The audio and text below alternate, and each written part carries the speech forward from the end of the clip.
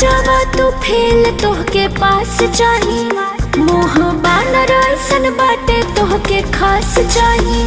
काहो तोहरो के मेहरी झकास चाही, अब इनहु के मेहरी झकास चाही।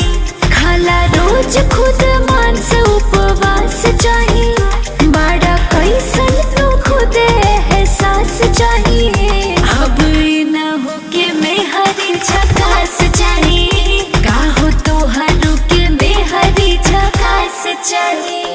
बड़ा करिया तो खोजे लगोर की हो, जौन खोखे कमर की पत्थर की हो।